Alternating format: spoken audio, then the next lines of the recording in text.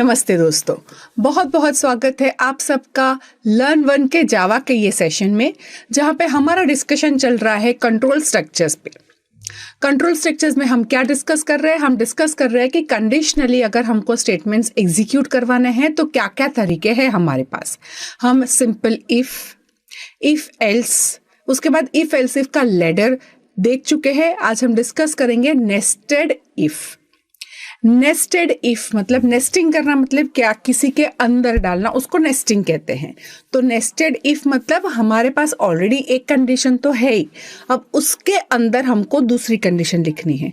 तो या तो इफ के अंदर हमने वापस से दूसरा इफ या सिंपल इफ या इफ एल्स इफ का लेटर कुछ लिखा हुआ है, या तो फिर एल्स के अंदर भी हमने वापस से इफ एल्स इफ कुछ लिखा हुआ है, तो उसको हम क्या कहते हैं? नेस्टेड इफ कहते हैं, राइट। तो जैसे यहाँ पर मतलब इफ एल्स इफ का ब्लॉक हमारा किसी भी इफ में या एल्स में हुआ तो हम बोलते हैं नेस्टिंग कर दिया हमने, राइट। तो जैसे एक्सप्रेशन में यहाँ पे सिंटैक्स यहाँ पे जो लिखा है उसमें लिखा है इफ एक्सप्रेशन 1, अगर ये कंडीशन ट्रू है तो मेरे कुछ स्टेटमेंट्स है जो मैंने एग्जीक्यूट करवाए।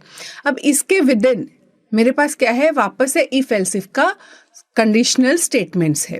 तो अगर मेरी कंडीशन 2 सेटिस्फाई हो रही है तो स्टेटमेंट्स 2 एग्जीक्यूट होंगे, अदरवाइज स्टेटमेंट 3 एग्जीक्यूट होंगे। तो ये मेरा स्टेटमेंट 2 कब एग्जीक्यूट होगा? जब एक्सप्रेशन 1 और एक्सप्रेशन 2 ये दोनों मेरे ट्रू है तो स्टेटमेंट 2 एग्जीक्यूट होगा। स्टेटमेंट 3 कब एग्जीक्यूट होगा? जब एक्सप्रेशन 1 ट्रू है लेकिन एक्सप्रेशन 2 जो है ये वाला फॉल्स है, तब स्टेटमेंट 3 एग्जीक्यूट होगा, राइट। मतलब ये इफ एल्स इफ जो है वो हमने कहाँ लिखा है? इफ के अंदर। तो इफ अगर ट्रू निकलता है तो हमारा इफ एल्स इफ का ब्लॉक एग्जीक्यूट होगा, और कुछ स्टेटमेंट्स लिखे हैं तो वो भी एग्जीक्यूट होंगे, अदरवाइज कंट्रोल आगे बढ़ेगा। डायग्रामेटिकली फ्लोचार्ट से अगर आपको यही चीज को एक्सप्लेन करूं तो मैंने एक एक्सप्रेशन लिखा है, और अगर ये मेरा एक्सप्रेशन फॉल्स निकलता है तो सिंपल मेरे पास कुछ ब्लॉक ऑफ स्टेटमेंट्स है जो एग्जीक्यूट हो जाएगा, काम खत्म। लेकिन अगर मेरी ये कंडीशन ट्रू हो रही है तो मेरे कुछ स्टेटमेंट्स एग्जीक्यूट करवाए, उसके बाद वापस से कुछ दूसरी कंडीशन भी मैं चेक कर रही हूँ, और अगर मेरी ये दूसरी कंडीशन ट्रू है या फॉल्स है, बेस्ड ऑन दैट मेरे पास दूसरे सेट ऑफ स्टेटमेंट्स है। तो हम स्टेटमेंट 1 एग्जीक्यूट हो रहा है, वो कब होगा? जब एक्सप्रेशन 1 ट्रू होता है तो। उसके बाद चेक करेगा दूसरा एक्सप्रेशन, और अगर ये दूसरा expression falls, based on that statement 2 या स्टेटमेंट 3 एग्जीक्यूट हो सकते हैं, राइट। स्टेटमेंट 1 एंड स्टेटमेंट 2 ये 2 एग्जीक्यूट होंगे जब एक्सप्रेशन 1 ट्रू होगा और एक्सप्रेशन 2 भी ट्रू है, तो स्टेटमेंट 1 स्टेटमेंट 2 दोनों एग्जीक्यूट होंगे। स्टेटमेंट 1 और स्टेटमेंट 3 कब एग्जीक्यूट होंगे? जब एक्सप्रेशन 1 ट्रू है और एक्सप्रेशन 2 फॉल्स है। अगर एक्सप्रेशन 1 ही फॉल्स है तो यहां पर हमारे पास सिंपल स्टेटमेंट्स है, ओके। ऐसा भी हो सकता है कि यहाँ पर भी हम इफ एल्स इफ कुछ, यहाँ पे भी हमारे कंडीशंस हो सकते हैं एल्स में, तो भी नेस्टिंग हो गया। समझ रहे हो? ये एक सिनारियो दिखाया है मैंने कि मैंने इफ के अंदर अगर कंडीशन ट्रू हो रही है तो उसके अंदर इफ एल्स इफ लिखा है, वैसे एल्स में भी इफ एल्स इफ जा सकते हैं, तो भी नेस्टिंग हो गया। नेस्टिंग करने का मतलब क्या? कि भाई एक के अंदर दूसरे को डालो। तो एक कंडीशन ऑलरेडी है मेरे पास, एक कंडीशनल एक्सप्रेशंस ऑलरेडी है, और उसके अंदर मैं दूसरे कंडीशनल एक्सप्रेशंस को डाल रही हूं, तो ये हो गया नेस्टिंग। अब यही चीज को हम प्रोग्रामेटिकली और अच्छे से समझ लेते हैं। मैं यहाँ पे क्लास बना देती हूँ और उसका नाम मैं रखती हूँ नेस्टेड इफ डेमो। इसको मैं सेव कर लेती हूँ और इसका नाम दे देती हूँ nested if demo dot Java, right. अब मैं यहाँ पर पब्लिक स्टैटिक वॉइड मेन ये लिख रही हूँ, फिर स्ट्रिंग आर्ग्स। अब मैं क्या करूँगी, वापस से वही मार्क्स का सिनेरियो लेते हैं। तो अगर स्टूडेंट पास हो रहा है या फेल, वो मुझे प्रिंट करना है। पहले मैं नंबर एक बनाऊंगी, तो int marks is equal to, यहाँ पे कुछ भी मैंने रखा 50। नाउ इफ मार्क्स इज लेस देन 40, मतलब कि मुझे ये पता है कि भाई ये जो बंदा है या बंदी है वो फेल हो रही है, तो यहाँ पे क्या रखेंगे, system dot out dot print L N. यहाँ पे हमको क्या रखना है, you could not clear the test, simple इतना। अदरवाइज अगर वो पास हो रहा है स्टूडेंट, तो हम चेक करेंगे दैट इफ नहीं, तो मैं प्रिंट करवाना चाहती हूँ system dot out dot print L N you cleared the test, right. पर खाली क्लियर किया है या नहीं उतना प्रिंट नहीं करना, साथ में उसका ग्रेड भी चाहिए। अगर फेल हो रहा है तो कोई ग्रेड नहीं, लेकिन अगर वो पास हो रहा है तो मैसेज देना है कि भाई आपने क्लियर कर लिया है, साथ में कौन से ग्रेड से क्लियर किया है वो भी हमको प्रिंट करना है। तो यहाँ पर हम क्या रखेंगे, यहाँ पर हम रखेंगे if marks is greater than 70 से ग्रेटर है, तो हम मैसेज देंगे, क्या मैसेज देंगे, system dot out dot print L N you clear the test with distinction, else if marks is greater than 60, जो लास्ट टाइम अगर आपको याद हो, लास्ट यूनिट में जो मैंने वहां से शुरू किया था कि 40 से बिलो है, 50 से बिलो है, 60 से बिलो है, यहाँ पे मैं उल्टा शुरू कर रही हूँ। 70 से ज़्यादा है तो मैं प्रिंट करवा रही हूँ डिस्टिंक्शन। अगर 70 से ज़्यादा नहीं है तो क्या वो 60 से ज़्यादा है? अगर 60 से ज़्यादा है तो अब ये मैं स्टेटमेंट को कॉपी कर लेती हूँ और यहां पर क्या प्रिंट करवाऊंगी, विथ फर्स्ट क्लास, राइट। अगर ये भी कंडीशन नहीं हो रही है तो एल्स इफ, क्या मार्क्स 50 से अबाउ है, राइट, तो फर्स्ट क्लास की जगह पे अब हम यहां पर प्रिंट करवाएंगे सेकेंड क्लास, राइट। अगर वो 50 से भी ज्यादा नहीं है, मतलब क्या कि 40 से 50 के बीच का है पक्का, क्योंकि अगर 40 से बिलो है तो ये इफ में जाने वाला है। ये एल्स में वो कब आएगा, जब उसके मार्क्स 40 से ऊपर है तो 40 से ऊपर है तो क्या वो 70 से भी ऊपर है, सीधा चेक कर लिया। अगर 70 से ऊपर है तो सीधा डिस्टिंक्शन हो गया। मतलब समझो कि अगर उसके मार्क्स होते 77 तो क्या विथ सेकेंड क्लास प्रिंट होता। 77 मार्क्स की बात करी हो तो 77 मार्क्स है तो वो तो 50 से ज्यादा है, तो ये कंडीशन ट्रू होती। हम ये कैसे एग्जीक्यूट कर रहे हैं, ये लेडर है, मतलब इसमें कोई भी एक ही स्टेप पे वो पैर रखेगा, मतलब पहले से शुरू करेगा। अगर 77 मार्क्स है तो मार्क्स ग्रेटर देन 70, ये वाली कंडीशन हमारी ऑलरेडी ट्रू हो जाती, मतलब वो प्रिंट करते रहा डिस्टिंक्शन और फिर आगे कोई भी इफ एल्स इफ के लेडर में नहीं जाएगा, राइट।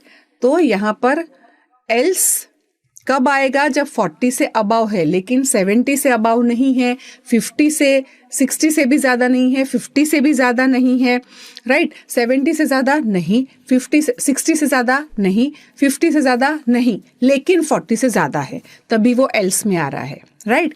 तो यहाँ पर हम क्या करेंगे, यहाँ पर उसको प्रिंट करवाएंगे विथ थर्ड क्लास।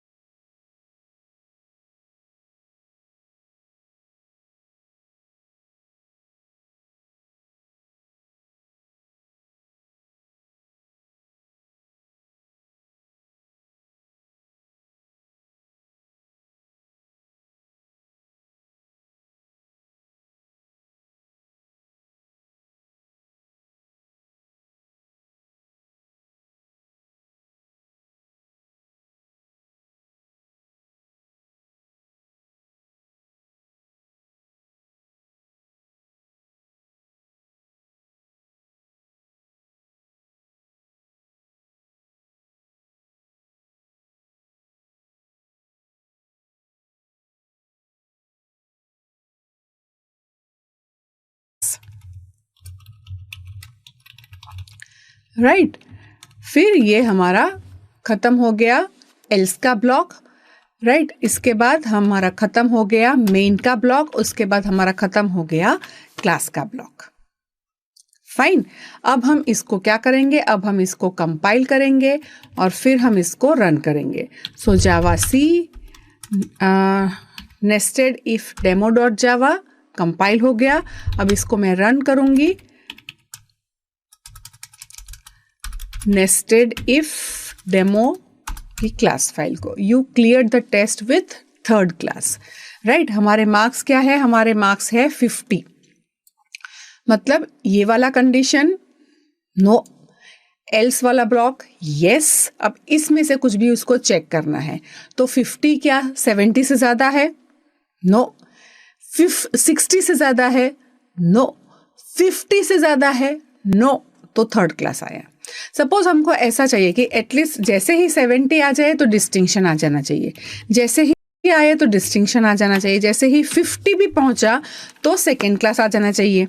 तो हम वहां पे ग्रेटर देन इक्वल टू का सिंबल यूज करेंगे। वापस से मैं क्या करती हूँ, वापस से मैं इसको कंपाइल करूंगी और रन करूंगी। तो आया विथ सेकेंड क्लास, क्योंकि यहाँ पर हमने क्या रखा है, यहाँ पे इक्वल टू कर दिया। अब मैं इसके मार्क्स कर देती हूँ 35। तो क्या होगा, ये वाली कंडीशन यस ट्रू हो जाएगी, क्योंकि 35 मार्क्स है जो कि लेस देन 40 है। मतलब वो प्रिंट करेगा you could not clear the test. अब ये एल्स वाले ब्लॉक में जाएगा ही नहीं, तो और कोई कंडीशन वो चेक करेगा ही नहीं। तो हमारा सिंपल एक ही स्टेटमेंट आएगा, ओके, कि आप क्लियर नहीं कर पाए हो। Okay, you could not clear the test, right.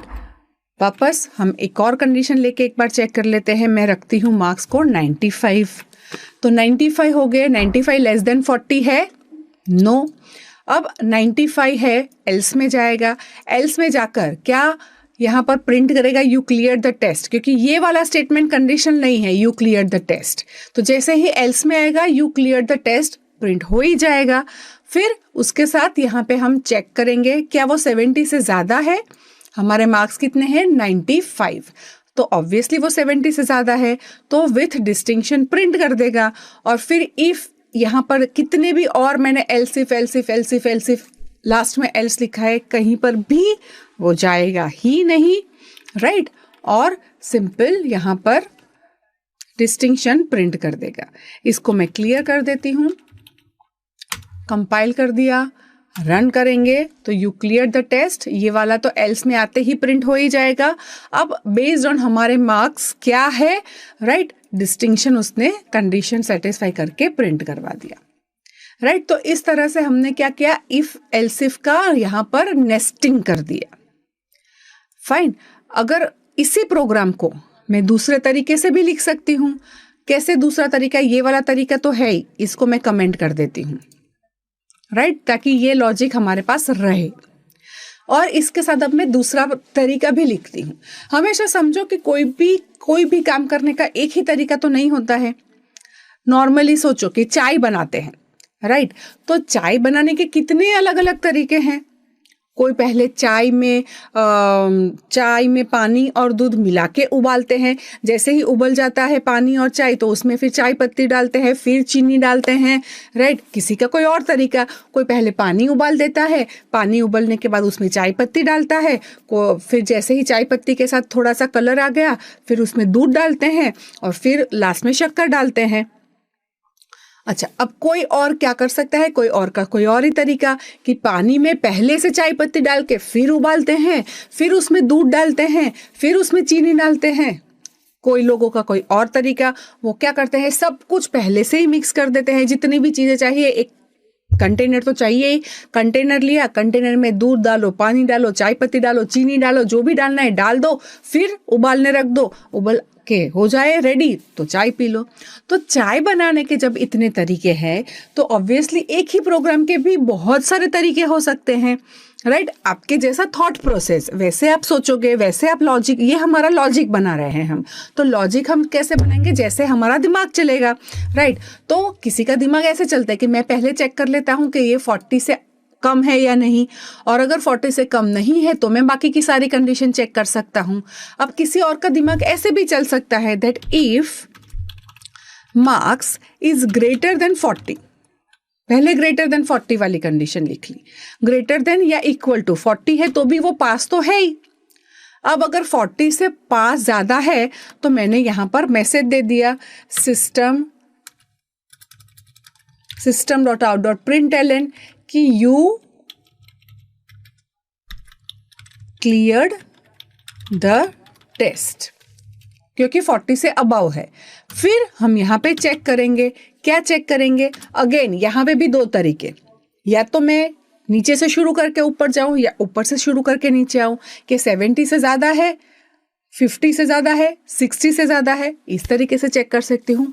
या फिर 40 से ज्यादा है, ये तो कंफर्म है, तभी वो इफ में जा रहा है, तो 40 से ज्यादा है तो मैं क्या कर सकती हूँ, if marks is less then 50, marks 50 से कम है, मतलब क्या 40 से ज्यादा है तभी वो इफ में है, लेकिन 50 से कम है तो यहां पर हम क्या प्रिंट करवाएंगे, दैट आपका क्या आया, थर्ड क्लास।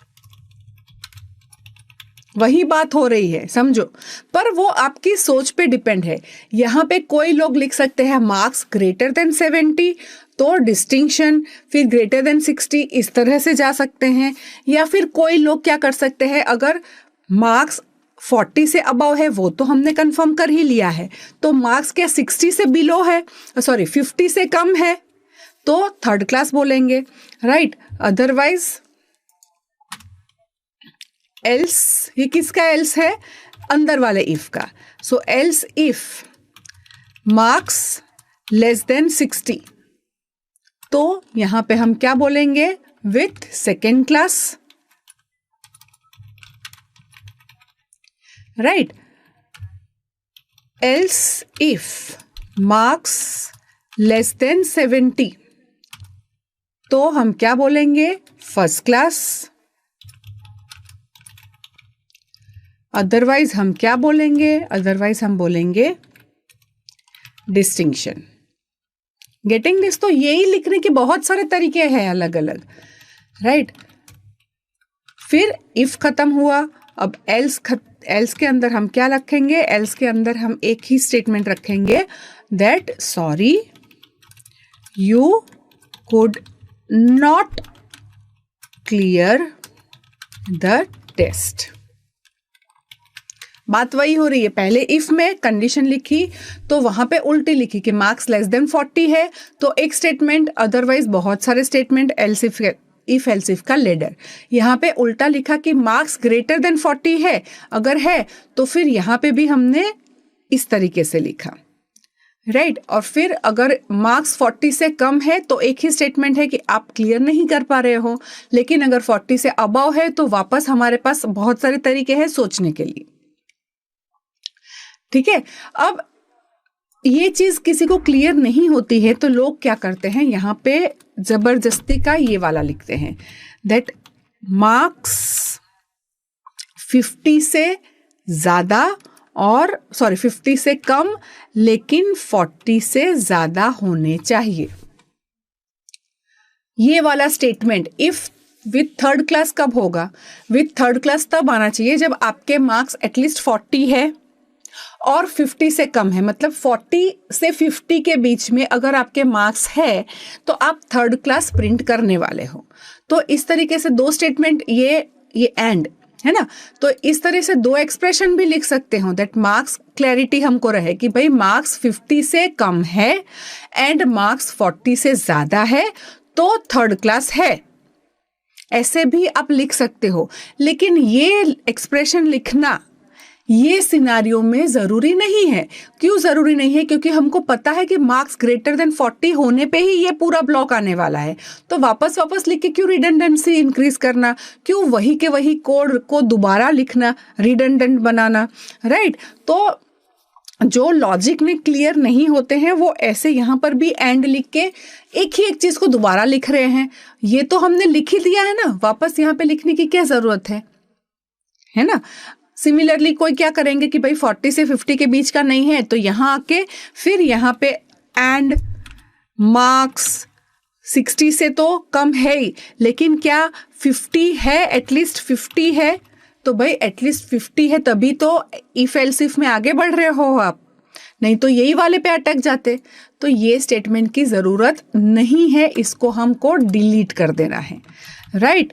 अभी के सिनारियो में ये हमको बिल्कुल भी नहीं चाहिए, क्योंकि हमारी कंडीशन हमने जो लिखी है उसी में पहले सेटिस्फाई हो जाता है कि भाई 40 से अबव है तो ही नीचे वाला ब्लॉक आ रहा है, राइट। तो इसलिए हमको क्या है, ये चीज़ों को ध्यान में रखना है कि आप क्या लॉजिक बनाते हो। नहीं तो क्या है, जबरदस्ती का पानी उबाल करके आधा हो जाएगा, फिर और डालोगे, ये सब आपका मतलब जो मैं बोल सकती हूँ मेहनत बढ़ जाएगी, आपकी बढ़ेगी टाइपिंग की और कंपाइलर की चेक करने की, जो कि ज़रूरी नहीं है, राइट। तो आप कैसे लॉजिक लिखते हो उससे प्रोग्राम की एफिशिएंसी बोलते हैं इसको, राइट। इसमें आपका भी टाइम जाएगा और कंपाइलर का भी टाइम जाएगा, और लेटर ऑन समझने में आप ही दिक्कत से समझोगे कि यहाँ पे लिखा है, यहाँ पे एंड से ये वाली भी कंडीशन है, तो कैसे हो रहा है ये प्रोग्राम, तो आप उसको क्लैरिटी से समझ नहीं पाओगे। तो आप जो लॉजिक लिखो उसमें क्लैरिटी से लॉजिक लिखना है, सोच के अच्छे से पहले पेपर पे फ्रेम करो कि कैसे ये चीज़ बनेगी, हम इसका क्या लॉजिक लिखेंगे, और फिर इसको आप जो आपने पेपर में है उसको फिर आप जावा में कन्वर्ट कर दो। पर पहले उसको पेपर में कैसे करना है वो तो आप सोच लो, पेपर पे, दिमाग में नहीं, पेपर पे सोच लो। बहुत सारे hundreds of thousands of program जब आप पेपर पे सोच लोगे ना, तो फिर पेपर जो है वो दिमाग में छप जाता है ना। पर पहले पेपर वर्क करना पड़ेगा कि भाई ये बुक लेके कि थोड़ा सा लॉजिक सोच लो कि कैसे बनेगा ये चीज़, फिर वो लॉजिक क्लैरिटी आ गई, फिर उसको तो सिंपल जावा में कन्वर्ट करना है, राइट। तो ये हो गया नेस्टिंग ऑफ इफ। तो इफ में भी हमारे पास इस तरह से कंडीशन जा सकती है, या एल्स में भी इस तरह से कंडीशन जा सकती है, राइट। इसको हम नेस्टिंग कहते हैं, और ज़रूरी नहीं है कि इस तरह से हम यहाँ पर एल्स इफ का लेडर ही लिखेंगे, यहाँ पे सिंपल इफ भी जा सकता है, यहाँ पर इफ एल्स सिंगल ऐसा भी लिख सकते हो, राइट। और ये नेस्टिंग का और एक लेवल भी जा सकता है, आपको जैसा लॉजिक लिखना है, राइट। आई होप ये चीज़ें आपको क्लैरिटी के साथ समझ में आ रही हो, आप यही प्रोग्राम्स को मेरे साथ साथ ट्राई भी कर रहे हो और सारे वर्जन्स भी लिख रहे हो। ऐसा नहीं कि लिख के देख लिया, हमारा काम अभी ये नहीं है कि मार्क्स के अकॉर्डिंग ग्रेड प्रिंट करो। हमारा अभी काम क्या है, हमारा अभी काम है कि हम conditional statements if else if nesting ladder कैसे लिखते हैं वो समझे। तो जितने भी अलग अलग तरीके आपके दिमाग में आ रहे हो, ये तो मैंने 2 लॉजिक आपको लिख के बताए, हो सकता है आपका कोई और लॉजिक हो तो उससे भी आप लिख के चेक कर सकते हो कि भाई ये लॉजिक से होता क्या है। और टाइप करने के बाद जावा से लिख के कंपाइल करने में कोई दिक्कत ही नहीं है। ज़्यादा से ज़्यादा क्या, अगर आपने कुछ गलत ही लिख लिया तो कंपाइलर एरर देगा, या तो आपने जो सोचा वैसा आउटपुट नहीं आएगा, तो पेपर पे ट्रेस करो कि क्या आउटपुट गलत आ रहा है, सही आ रहा है। लेकिन जो भी दिमाग में है लिख के चेक करो कि होगा क्या, ये लिखने से क्या मेरा लॉजिक सही है। क्योंकि काफ़ी बार हमको कॉन्फिडेंस कब आता है, जब हमारा वो जो लॉजिक लिखा वो चेक कर लिया कि ये सही है, तभी कॉन्फिडेंस आएगा। तो ये 2 तरीके बनाए जो मैंने बताए वही बनाने हैं, ज़रूरी नहीं है आपके पास और 4 तरीके हैं तो और 4 तरीके से यही प्रोग्राम्स आप टाइप कर सकते हो, चेक कर सकते हो। अगर आपको कोई भी डाउट है, फर्दर इलैबोरेट करना है,